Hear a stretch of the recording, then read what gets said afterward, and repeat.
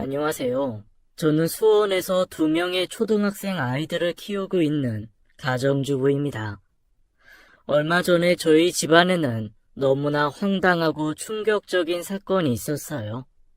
오늘의 제 이야기를 한번 들려드려 보겠습니다. 제가 어떻게 행동하는 것이 현명한 행동일지 조언 좀 부탁드릴게요. 몇 주 전쯤 저는 아이들을 학교에 데려다 주기 위해 차를 끌고 집에서 나왔습니다. 여느 때처럼 아이들에게 노래를 틀어주며 아이들 초등학교로 향하고 있었죠. 그런데 뒷좌석에서 막내 아들이 무언가를 부스럭거리면서 한참을 낑낑거리더라고요. 저는 눈미러를 통해 무얼 하고 있는지 얼핏 보았는데 막내 아들이 사각형의 작은 사탕 봉지를 들고 있었어요. 저는 아이들에게 사탕 같은 간식을 주지 않습니다. 치과에서 아이들이 이가 약해서 설탕 같은 당에 충치가 잘 생기는 체질이라고 했거든요. 그래서 저는 웬만하면 자연식으로 간식을 직접 만들어주고 있었어요. 무엇보다 며칠 전에도 충치 치료 때문에 치과에 다녀온 터라 예민해져 있었는데 아들이 뒷좌석에서 사탕 봉지를 뜯으려고 낑낑거리고 있으니 황당했죠. 저는 아들에게 그 사탕 어디서 난 거냐고 물었고 사탕을 먹으면 이가 아야할 수 있으니 뜯지 말라고 했습니다.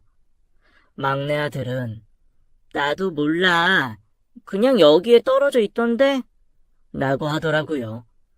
그걸 본 첫째 아들이 막내 아들한테서 사탕을 뺏었어요. 그리곤 저에게 엄마, 이거 사탕 아닌 것 같은데? 라고 하더라고요. 저는 고개를 갸우뚱거리며 일단 운전 중이었기에 아이들이 들고 있는 건 가만히 제자리에 놔두라고만 했습니다. 그리고 아이들은 학교에 내려주고 저는 아까 막내 아들이 찾은 사탕 같은 물건을 뒷자리에서 찾았죠. 저는 그때까지만 해도 그저 남편이 어디서 바꿔서는 아무 생각 없이 뒷자리에 던져둔 사탕이라고만 생각하고 있었습니다. 아이들 통학시켜줄 때 제가 차를 쓰곤 하지만 평소에는 남편이 이 차를 대부분 사용했거든요. 저는 제가 사탕이라고만 생각했던 물건을 찾고선 그만 깜짝 놀랄 수밖에 없었어요. 그건 사탕이 아닌 남성 피임 도구였어요. 저는 순간 머릿속이 하얘졌습니다. 도대체 이게 왜 여기 떨어져 있는지 저로서는 도저히 이해할 수 없었거든요. 왜냐하면 저희 부부는 피임을 하지 않아요. 신혼 때부터 피임 도구를 사용한 적이 단 한 번도 없었어요. 무엇보다 아이 둘을 키우면서 저도 바쁘기도 하고 힘도 들고 남편도 워낙 바쁘게 일을 하고 있어서 부부관계 자체를 잘 못하고 있었거든요. 그런데 그런 남성 피임 도구가 남편 차 뒷자리에 왜 떨어져 있는지 도저히 이해가 되지 않았죠. 저는 이해가 되지 않은 상황에 화도 나고 했지만 평소 가정에서의 남편의 모습을 떠올리며 무슨 사정이 있을 거라고 생각했습니다. 저희 남편은 저와 띠동갑으로 대한민국 육군 장교입니다. 평소 엄격함이 이루 말할 수 없을 정도예요. 집에 시간표가 있을 정도니 말 다 한 거죠. 하지만 다행인 점은 그 엄격함은 오직 자신에게만 향하는 엄격함이고 저와 아들들에게는 딱히 자신이 만든 룰을 강요하지는 않습니다. 연애 때에도 남편은 길에서 쓰레기가 생기면 그냥 버리는 법이 절대로 없었고 항상 자신의 가방에 넣어 집에 가지고 갈 정도였어요. 길에서 나이 드신 노인분들이 무거운 짐을 들고 가는 걸 보면 꼭 자신이 달려가서 짐을 들어주는 사람이었죠. 항상 자신은 가족과 그리고 군인으로서의 명예가 가장 중요하다고 말하는 사람이었습니다. 그렇게 제가 아는 남편은 절대 밖에서 허튼 짓을 하고 다니는 사람이 아니었어요. 저는 그날 저녁에도 평소와 똑같이 행동하며 퇴근한 남편에게 식사를 차려주었습니다. 남편은 식사를 마치고 여느 때와 같이 아이들을 씻기고 동화책을 읽어주며 아이를 재웠고요. 아이들이 잠이 들자 저는 바로 남편을 불렀습니다. 남편과 마주보고 앉아 저는 아무 말 없이 남편에게 단도직입적으로 물어보았죠. 당신 나한테 혹시 숨기는 거 있어요? 있으면 지금 말해줘요. 아니, 숨기는 거 없지. 무슨 일 있었어? 사실 오늘 당신 차에서 뭔가를 발견했어요. 지금 솔직하게 다 말해주면 좋겠어요. 남편은 그런 저의 물음에 그저 자신은 숨기는 게 전혀 없다고만 했습니다. 저는 아침에 차에서 찾았던 남성 피임 도구를 꺼내 테이블 위에 올려두었어요. 하지만 남편은 테이블에 올려둔 남성 피임 도구를 보며 더 무슨 뜻인지 모르겠다는 표정을 지었죠. 남편을 오래 봐온 저도 지금 남편이 거짓말을 하고 있는 게 아니라 진짜 무슨 상황인지 몰라 한다는 것을 직감적으로 알 수 있었어요. 저는 그런 남편에게 이 남성 피임 도구는 오늘 당신 차 뒷자리에서 둘째 아들이 발견한 거라고 이야기를 해주었습니다. 그러자 남편은 깜짝 놀라며 대체 그게 왜 내 차에 있느냐고 오히려 저에게 대물었죠. 제 것도 아니고 남편 것도 아니면 그게 왜 차에 있는 것인지 알 수가 없었습니다. 그렇게 저희는 뒷자리의 남성 피임 도구를 남편 차에 탄 지인 중 누군가가 실수로 흘린 것이라고 결론을 지어버리고 넘어갔어요. 그렇게 사건은 잊혀가던 중 또다시 이상한 일이 생겼습니다. 집으로 주정차 위반 범칙금 고지서가 온 것입니다.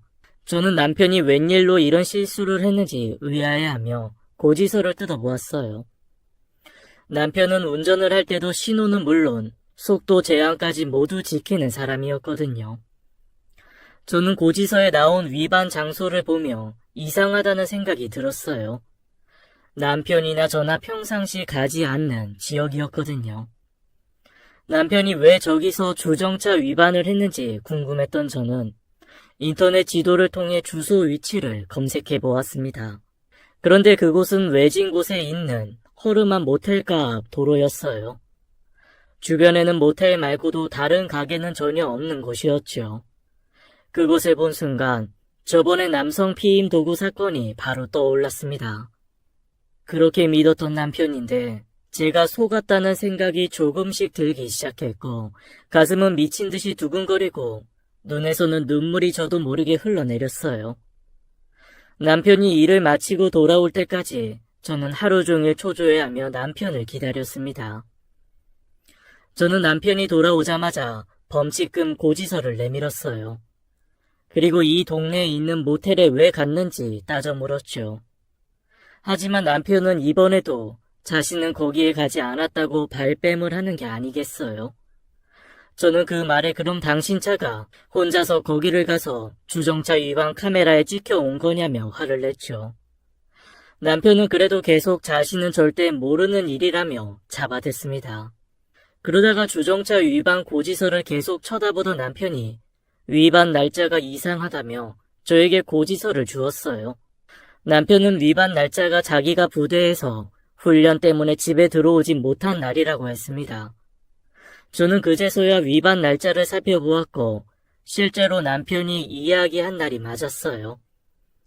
저도 그날은 부대에서 온 차를 타고 가는 남편을 배웅하였기에 확실히 기억하고 있었거든요.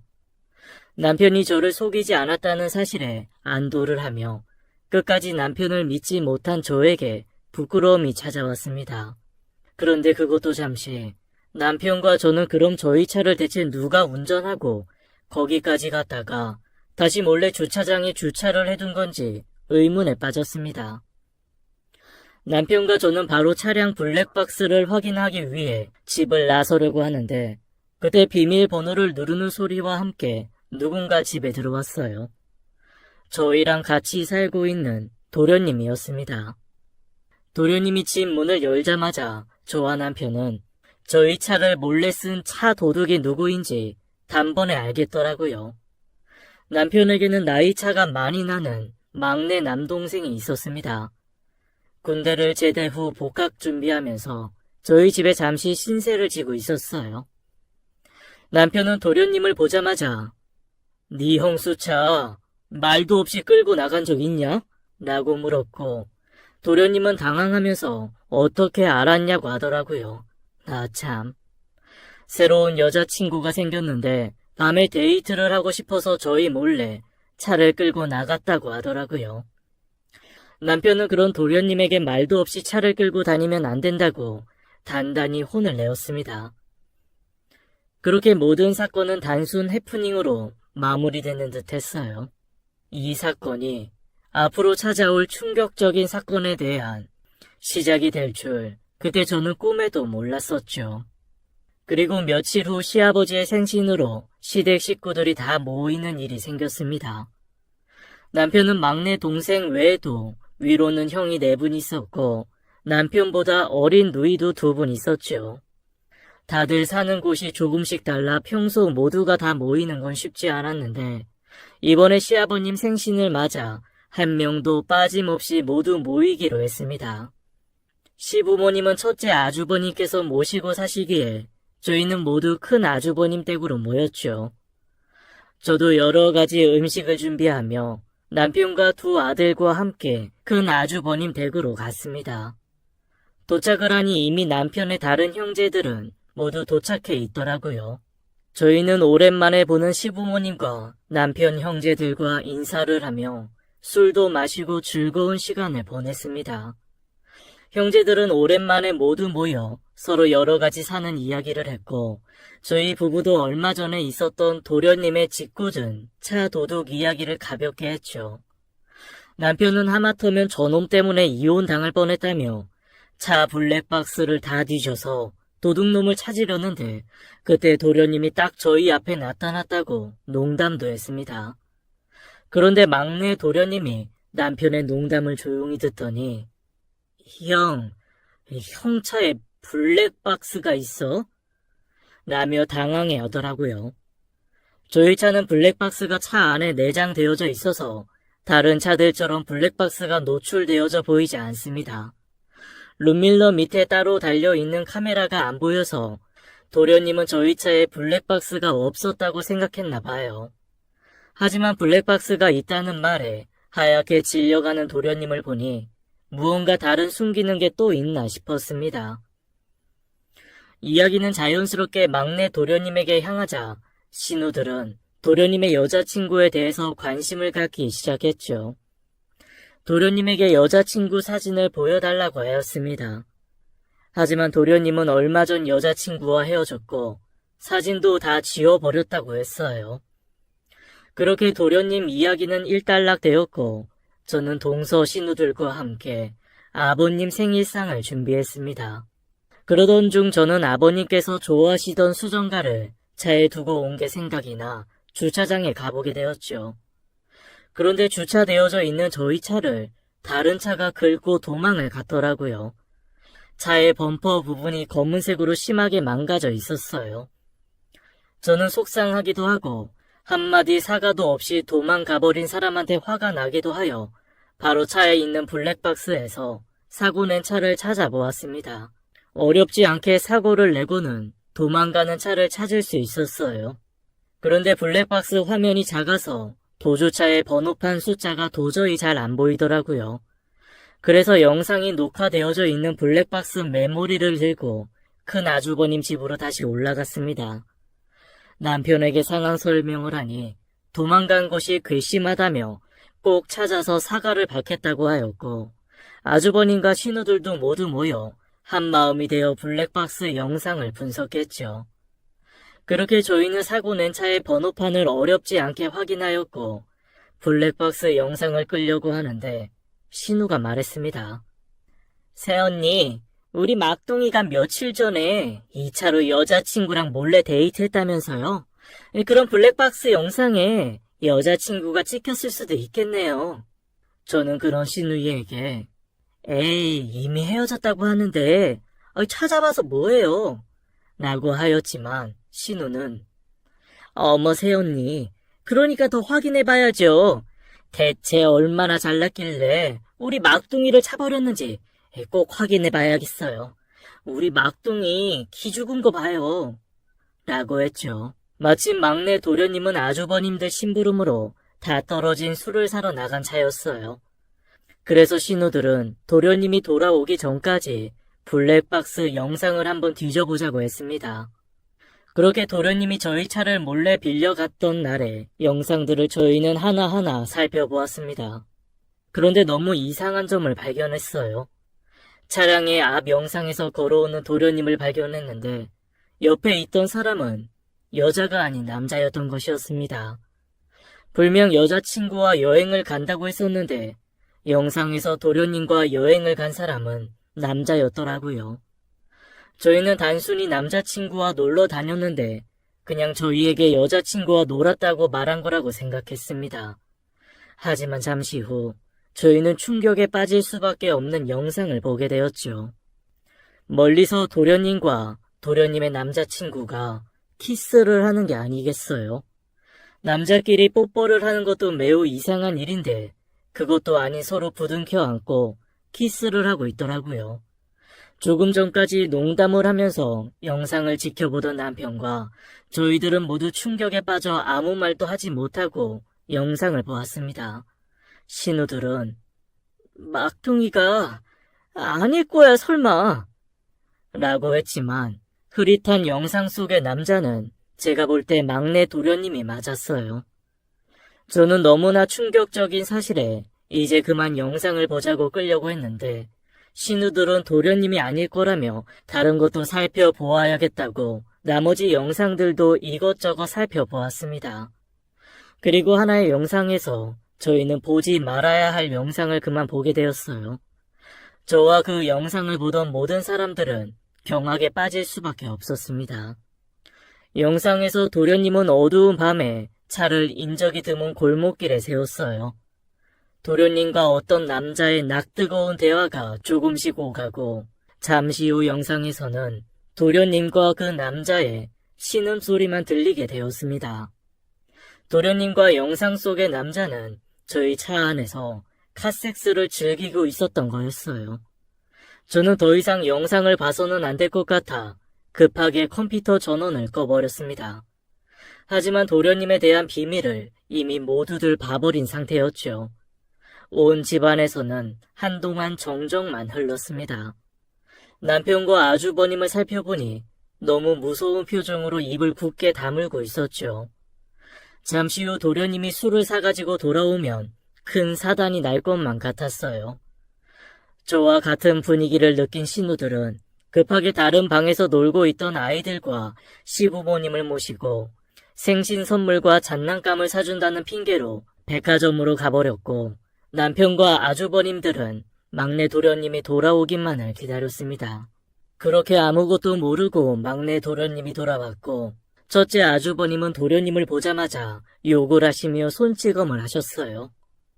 저와 동서들이 다급하게 말렸지만 이미 도련님은 얼굴이 벌개질 대로 맞은 후였죠. 저희는 블랙박스에서 도련님과 도련님 남자 애인을 모두 다 보았다고 이야기했고 도련님은 체념한 듯 자신의 형들 앞에 무릎을 꿇고 자신은 게이라는 사실을 저희에게 털어놓았습니다. 원래는 그런 성향이 아니었지만 군대에서 생활을 하면서 자신이 게이라는 것을 깨달았다고 했어요. 그리고 그런 자신의 성향을 자신조차 받아들이는데 오랜 시간이 걸렸다고 눈물을 흘리더라고요. 그래도 화가 풀리지 않았던 아주버님들은 몽둥이를 들고 나와 도련님 매타작을 하려 했고 이에 도련님은 급하게 집을 뛰쳐나가 도망을 갔습니다. 저는 그런 도련님에게 남편 몰래 카드를 쥐어주며 친구 집이나 어디에서든 일단은 조용히 피해 있으라고 했어요. 즐거웠던 가족 모임은 그렇게 한순간에 풍비박살 나버렸죠. 화가 단단히 난 남편은 도련님 짐을 집에서 빼버려 갖다 버렸습니다. 그리곤 이제 막내는 더 이상 우리 집 가족이 아니니 어떠한 도움도 주지 말라고 저에게 엄포를 놓았죠. 그날 이후로 남편과 아주버님은 도망간 도련님을 매일 잡으러 다니고 있습니다. 남편뿐만 아니라 아주버님들께서도 모두 군인 출신이기에 서로 작전을 짜며 도련님을 추적하고 있죠. 아직까지 도련님은 잘 피해서 도망 다니고 있지만 옆에서 제가 볼 때는 점점 포위망이 좁혀 들어가는 것 같습니다. 요즘은 남편이 누군가 도련님의 도망을 돕고 있는 것 같다는 말을 하며 저를 쳐다봅니다. 저는 절대 아니라고 말하곤 있지만 제 입지도 점점 좁아지는 것이 느껴지고 있죠.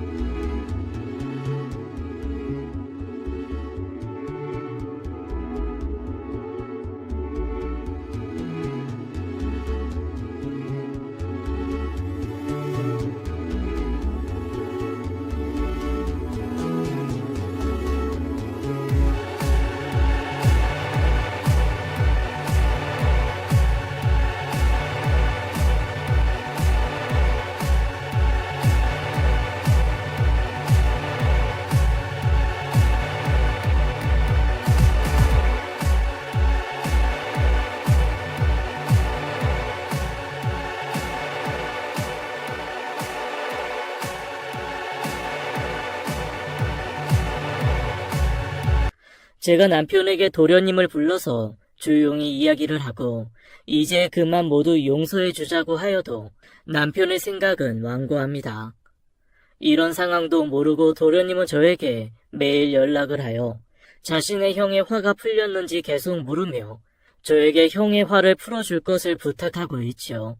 그리고 당장 도피 생활에 필요한 자금을 타내고 있습니다. 저는 이제는 이런 형제들의 중간에 껴서 아주 곤란한 상황입니다.